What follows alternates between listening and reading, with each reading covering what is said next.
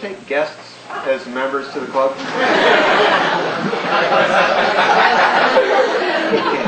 His real name is Sparky. Sparky. Sparky.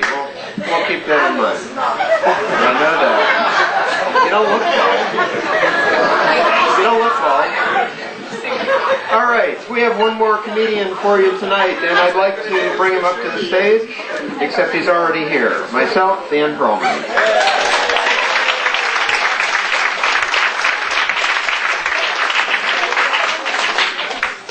I grew up in a family. Did this happen to anybody else? Amazing experience to live through, isn't it? Family vacations. If I was to make a movie of this experience, I wouldn't call it Family Vacation. I'd call it Station Wagon Slaves from Hell. Why do parents put us through this nightmare? Endless hours, locked up in a cramped rear seat, nothing to do but count license plates. Nothing to listen to on the way out, but your parents argue about whose relatives are more obnoxious to visit anyway. Nothing to listen to on the way back, but your parents argue about whose lousy idea this was anyway.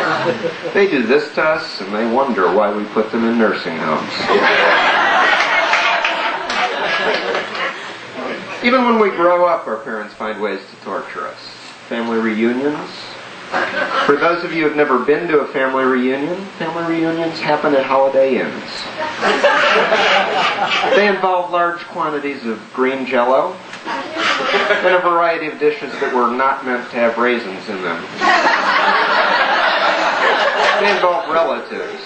I just went to one.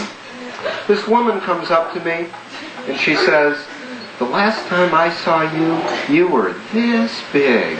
Do you remember me?" Yeah, vividly.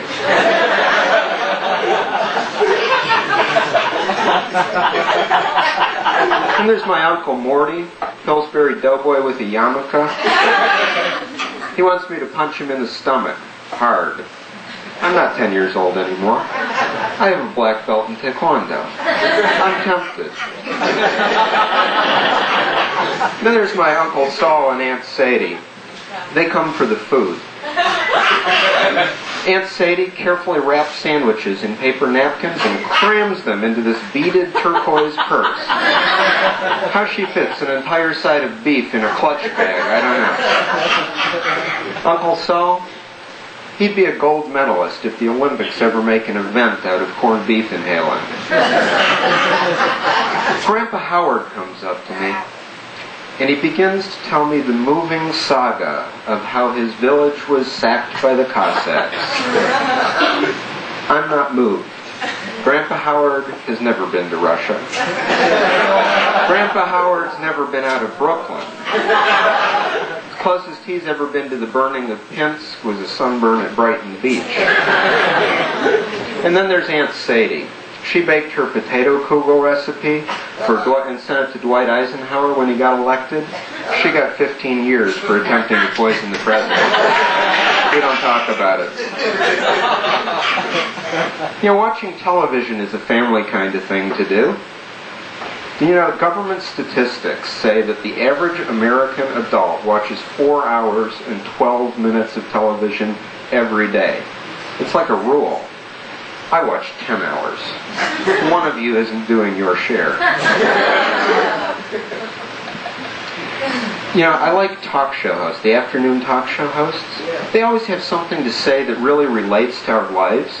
You know, like the last Oprah show, you know, she had these women on who had discovered how to cut down on their clothing budgets. They date transvestites. And then there's the Roseanne Barr show. Would you want these people for parents? I mean, the whole show is shot in the kitchen. I figure Roseanne's contract says she can't be more than 5 feet from food. And how did these 2 tubs of lard create 3 such scrawny kids? I mean, really. And Bill Cosby. I mean, I don't need to be told how to eat Jell-O pudding. Do you? No, good, I was worried for a second. You know, there are these 900 lines out there. I don't understand why people call these 900 lines. I mean, it was an interesting fad for a while, but it's gotten to the point where it'd be cheaper to go out on a real date. And then I saw the other day, I do not understand recycled toilet paper. And I know I don't want to understand. I read the most amazing thing the other day. Did you know that birds have sex once a year?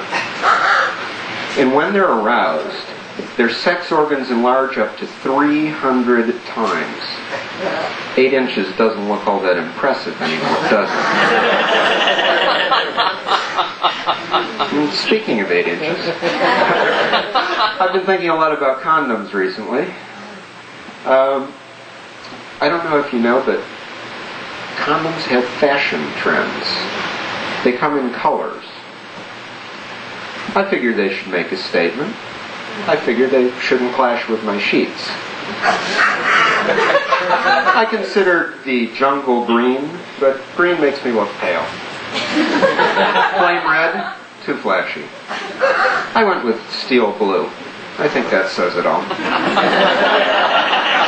I also considered the glow-in-the-dark condoms, but personally, I know where it is. I have no trouble finding it. And I figure if my partner has trouble finding it, I don't want to be having sex with someone who still needs a nightlight. Do you ever wonder about the sex lives of your favorite superheroes? I do. Superman? I mean, I think you have to wonder about a guy who spends his time taking his clothes up in phone booths. And Batman and Robin? What's the deal here? I mean, 2 bachelors living in a house together, running around in leather and tights. No girlfriends to be seen. Do we have to spell this out? And then Wonder Woman. This lady walks around in red spike-heeled leather boots, a tiara, and a magic rope at her side. Do the words "show world" come to mind? And then there's the Flash. Bet he's a lot of fun in bed. It's over. Thank you. You've been a wonderful audience.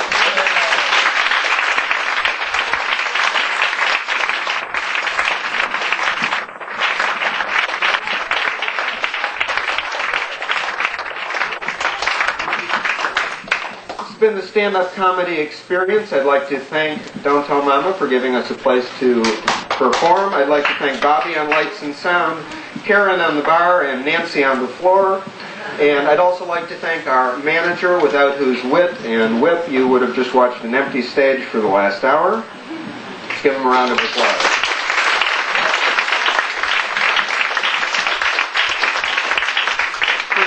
For those of you who would like to join our company, we're always looking for new, talented comedians. You even get trained on how to do it.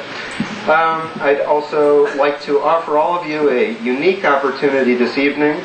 Following our next show, there's the Rubber Feet Sketch Comedy Group will be performing. And we'd like to offer any of you who'd like to come back for the 10 o'clock show, the cover charge will be waived. It'll just be the 2-drink minimum. Just let us know that you were here for the early show. Now I'd like to bring the entire company up for a final bow. Ms. Ronnie Alessino, Sandy Rifsky, John Shipley, and all from the lunch, Joe Valenti, Carrie Englander, Scott Steele, and myself, Dan Tolman.